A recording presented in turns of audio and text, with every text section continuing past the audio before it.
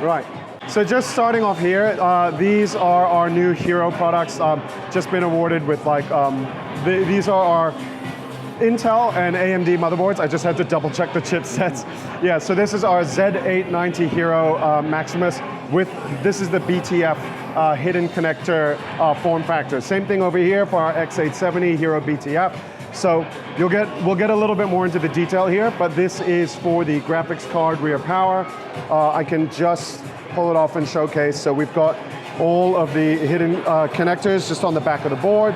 This is something that we're working with, obviously, chassis manufacturers and things like that to hopefully have this become a little bit more standardized. Oftentimes we've heard and we see online, one of the most daunting things for people when building a new PC is the cable management. And especially when you've got like, all your components in the system, managing the cables on the front can be a bit finicky. So obviously just having it all on the rear with nothing else in the way, just the rear of the chassis, it makes it a lot easier. You showed me something a little similar last year, but was that just in concept mode at that point? No. So we've had BTF for a full generation now, but there are some slight tweaks to this one. Actually, if we want to just move directly onto that. So here's the showcase of the BTF graphics card. So in previous generations, because of the additional power input that we have here on the motherboard, so just to be clear as well, it still uses the same 2x6 connector on the rear from NVIDIA's cards, but we've got the power input coming through the back and coming up through here. Now in the last generation, because of that, the graphics card silhouette was different. But here, it still sits completely flush. What we've got now is a detachable high power adapter. So you put this onto the graphics card and now you can plug it into the BTF motherboard. So the thing with this graphics card with this high power adapter, the adapter is actually capable of delivering up to 1,000 watts of power. So the other advantage of doing it this way is if you want to buy a BTF graphics card in anticipation of future generations, but you don't have a BTF motherboard yet, you can still use this one in a standard motherboard. But once you get a BTF motherboard to support it, then you can put in the adapter. The high power adapter comes in the box with the graphics card. So this is Asus's solution.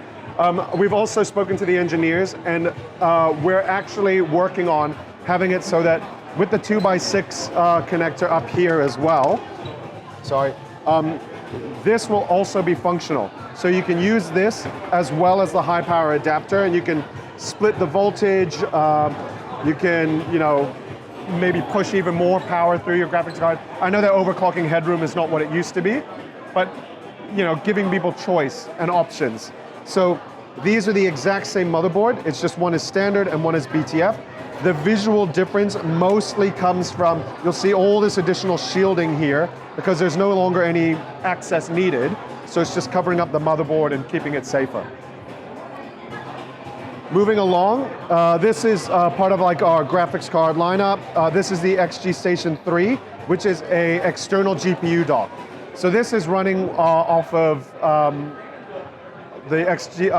this is a 5090 on the XG Station 3. It's utilizing the new Thunderbolt 5 technology from Intel, which delivers up to 80 gigabytes per second in terms of throughput and bandwidth.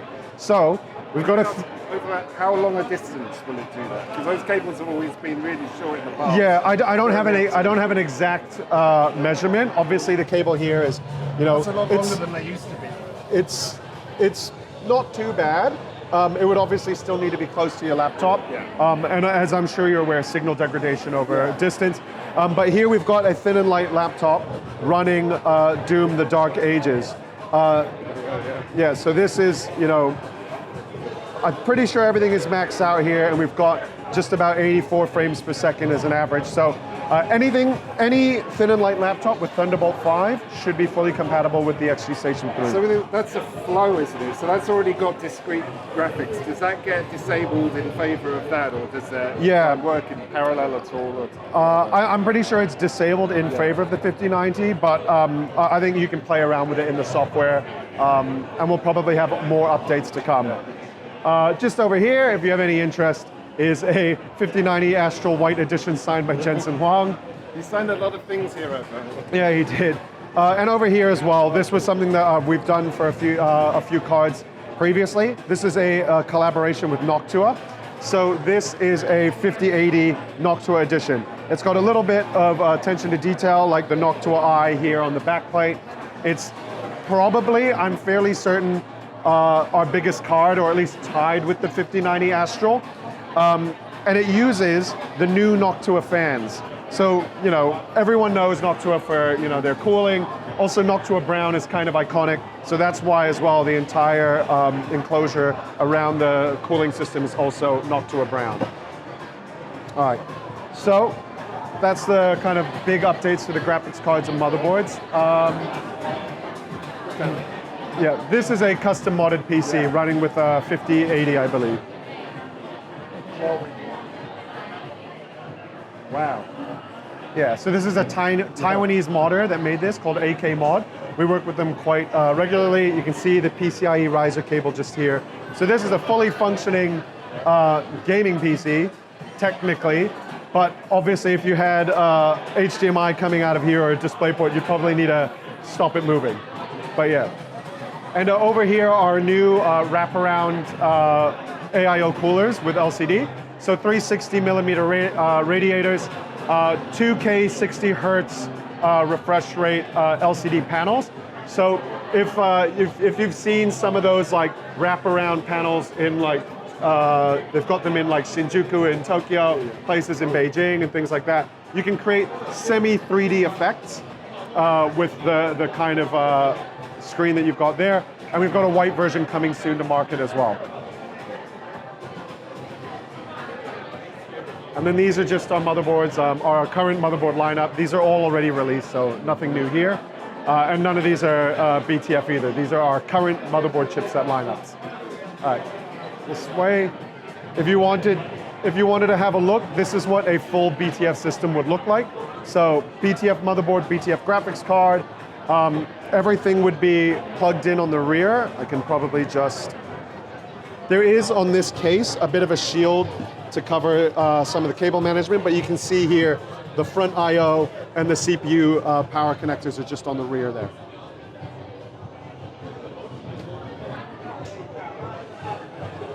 Yeah, so nice and clean.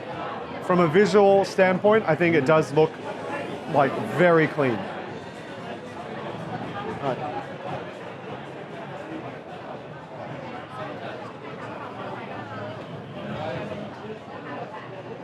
So moving along here, we've got our new two new routers. One is a new flagship, and the other is just kind of in the range of the ROG routers.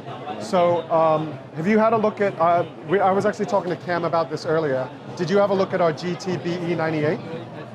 You know these code numbers a lot. The big head crab one, the Wi-Fi 7 head crab. Last year, isn't it? I mean, so this is the follow-up.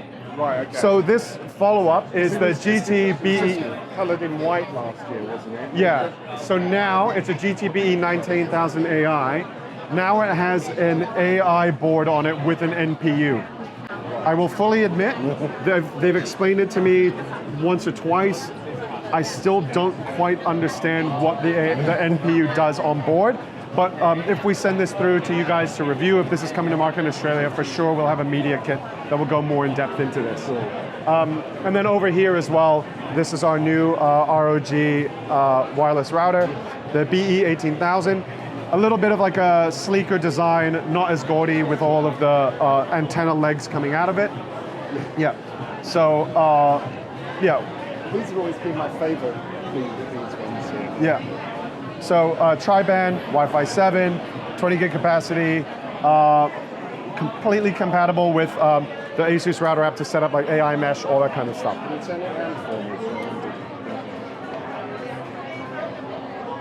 What speed are they? 2.5? So 2.5, 7 2.5 LAN, and 1 2.5 WAN. So there is, as you'd expect, these are the gaming ports. So anything plugged into this will get traffic prioritization.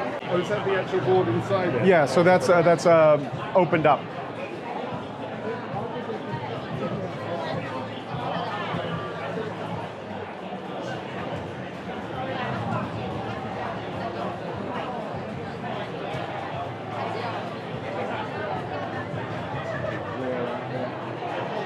Yeah. And then just over here, the main thing that we're showcasing here is the new ROG NUC. So 2025, you've got it kind of blown up so you can see the internals. There is an expandable motherboard with a full M.2 slot, and of course you can swap out the SODIMM RAM if you so choose. Cooling via the dual vapor chambers for the CPU block and the GPU. It uses a 5080 laptop grade GPU, Intel Core Ultra 9 CPU, and DDR5 6400 megahertz memory. So main thing, you'll see the form factor is very similar to our 2024 gaming NUC. Just a few quality of life updates, a better anti-slip rubber base, easier attachment, a little bit of an improvement on the iconic glowing ROG logo as well. And it's running here on our PG32 UC DMR. This is our 32-inch 4K OLED. This is currently running at 240 hertz. You can see up here the frame rate is about 236. So 4K. And that finish again? No. This would be, I believe it's our semi-glossy display. But yeah, we've got... They've got a lot better actually, those semi-glosses. Yeah, we've got a few, so we've been showcasing that, yeah, we've got matte, we've got glossy, we've got semi-glossy. But with this one in particular, what we're showcasing is the ability of the gaming NUC for it to be putting out externally 4K 240 hertz monitor hitting well above 200 frames. So this thing is extremely powerful. We're well aware of things like cost, but you know, like you are getting a complete system in one go. So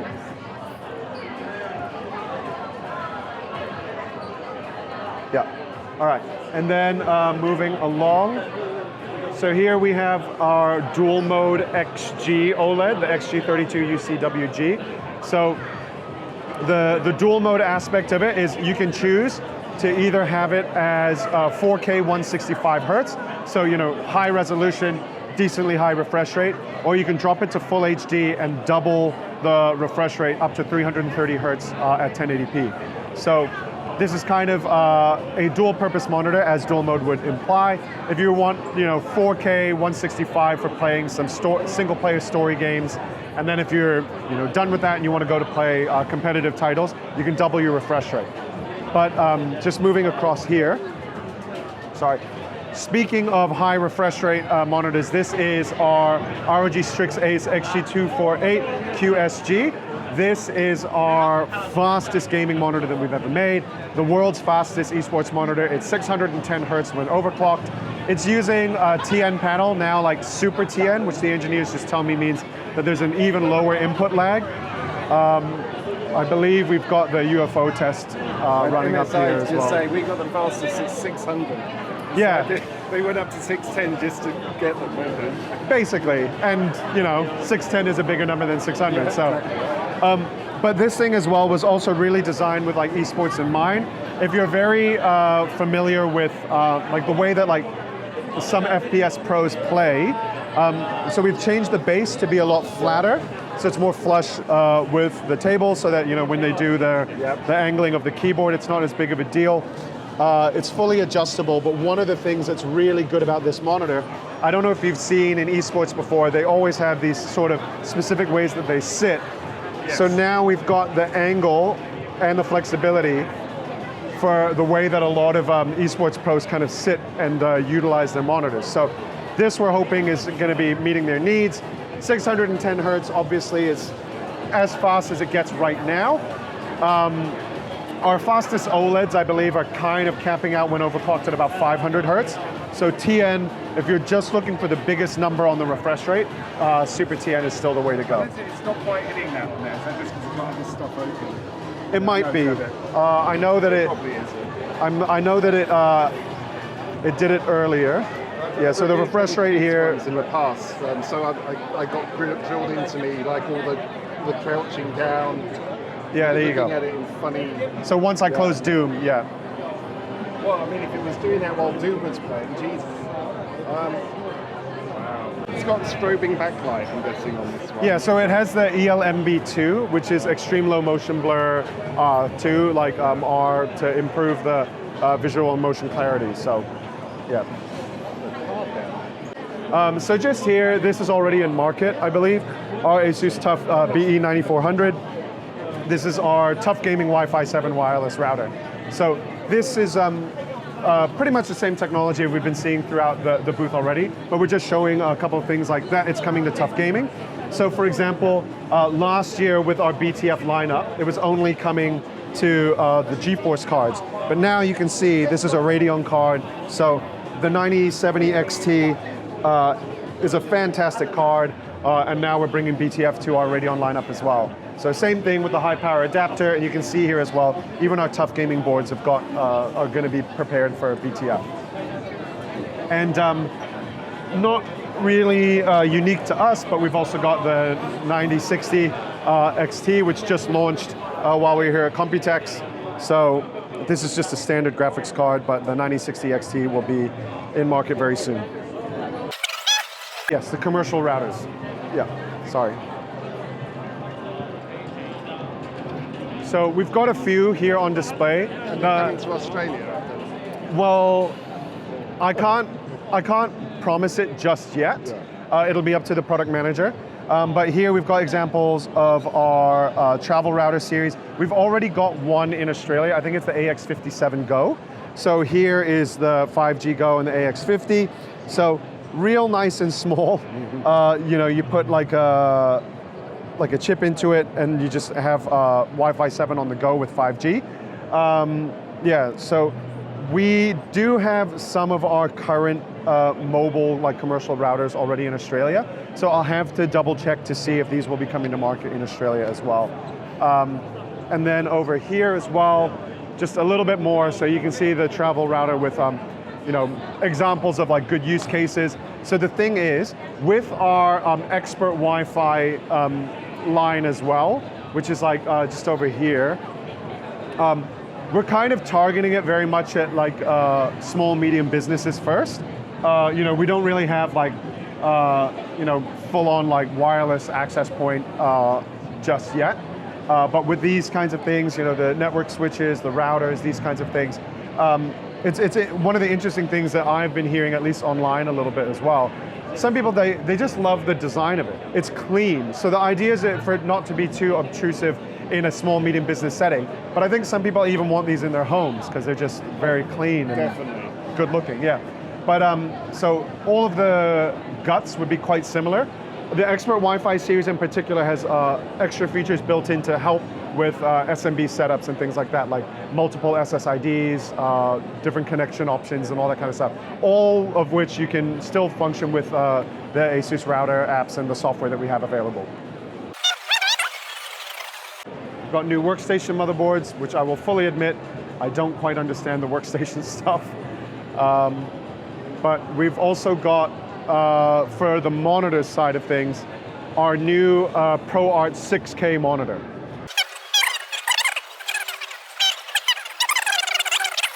But so the 6K and the 5K, obviously if you're familiar with our ProArt range, commercial grade, designed for creative professionals, really color accurate, Kalman verified, factory pre-calibrated, Thunderbolt, Windows Mac compatible.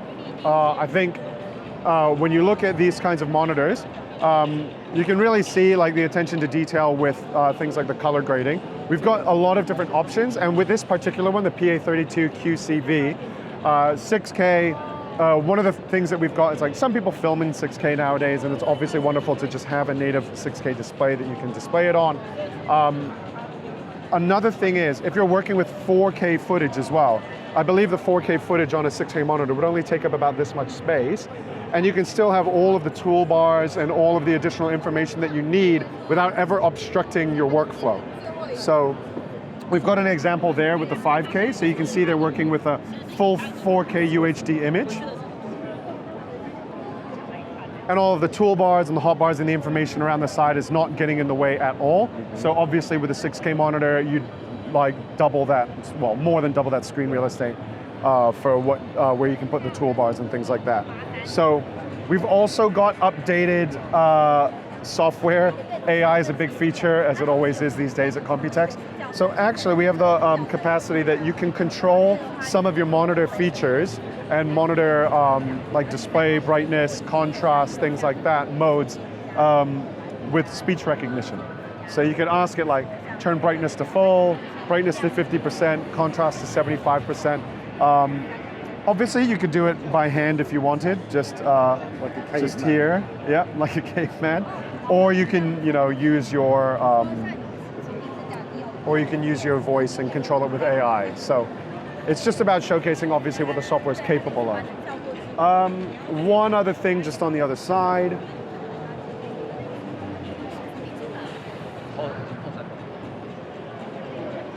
So we've had a ProArt lineup for our hardware as well. So in previous generations, our ProArt cards were mostly just aesthetically different. There weren't really any features that were any different from any of the other GeForce cards. But here, we've gone even deeper with the sleek aesthetic. There's not a single bit of RGB on this card. The nice wooden and golden accents. This is actually wood. It's not vinyl.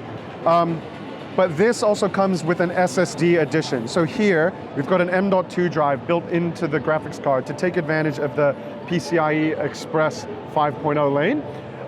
But not only that, with it being built into the cooler, as the M.2 drive might get a bit hot, it can utilize the cooling apparatus of the graphics card to help cool the M.2 as well, whether it be the fin or the pipes.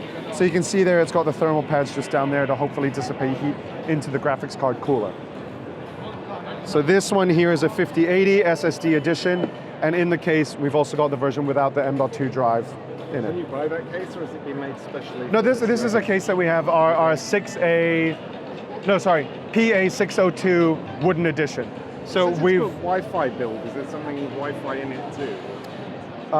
Sorry, what? It says Wi-Fi build there.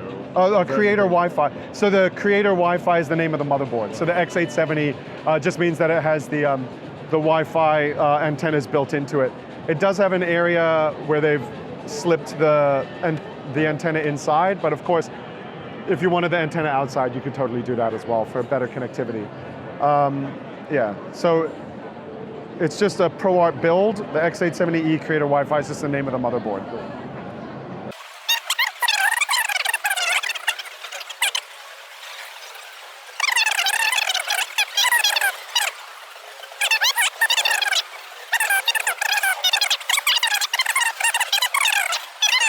So this is the original Harp Ace. This was our first entry really into the really high esports performance market.